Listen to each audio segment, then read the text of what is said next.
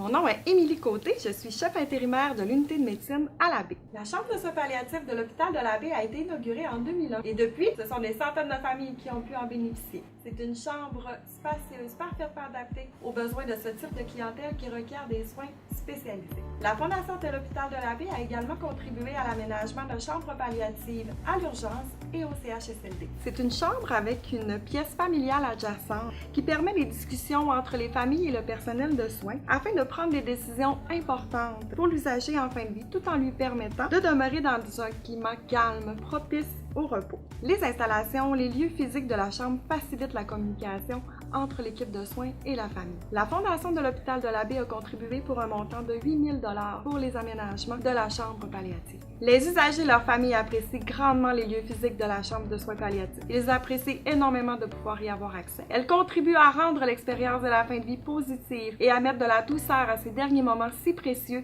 vécu avec un être cher. Bonjour, je suis Dominique Coutelet, je suis directrice adjointe au niveau de l'hébergement et gériatrie active et je suis aussi répondante pour la Fondation de l'hôpital de la Baie au nom du Sud Saguenay-Lac-Saint-Jean. Ici, à l'hôpital de la Baie, nous avons différents services. Pensons aux services d'urgence, des services externes, des services de courte durée, également des services gériatriques spécialisés de deuxième ligne. Ces services sont tous intégrés ici à l'hôpital, mais étant un SUS, on a aussi d'autres services dans d'autres établissements bâtisses. On a 2 CHSLD, CHSLD Saint-Joseph, CHSLD Bagotville et également le CLSC et un point de service à l'Anse-Saint-Jean et un point de service ici à la Baie. La Fondation a contribué largement depuis plusieurs années à financer des équipements nécessaires, soit pour les services de l'urgence, des services externes, de la courte durée et des services gériatriques. Manon Fournier, je suis éducatrice spécialisée ici au Centre d'hébergement Saint-Joseph depuis août 1989. Nos employeurs nous permettaient à l'époque de nous rendre à des congrès et on pouvait découvrir les nouveaux matériels qui existaient. C'est là que j'ai découvert l'approche Snowzolen qu'on appelle, entre autres l'ouïe, la vue et le toucher. C'était beaucoup les lumières, les styles de lumière. Là, j'ai comme présenté un peu le projet. Ça pourrait être intéressant, une chambre multisensorielle. Et ma gestionnaire a dit, ben Manon, vas-y, lance-toi, prépare un projet. J'ai regardé tout ce que je voulais dans la salle, ce que je voulais retrouver dedans. Et puis, j'ai magasiné dans les catalogues pour avoir les meilleurs prix. Et finalement, on a fait une demande à la Fondation de l'hôpital. On a été chanceux, on a eu les sous pour financer le projet. En fait, on veut créer une nouvelle énergie pour que chacun puisse trouver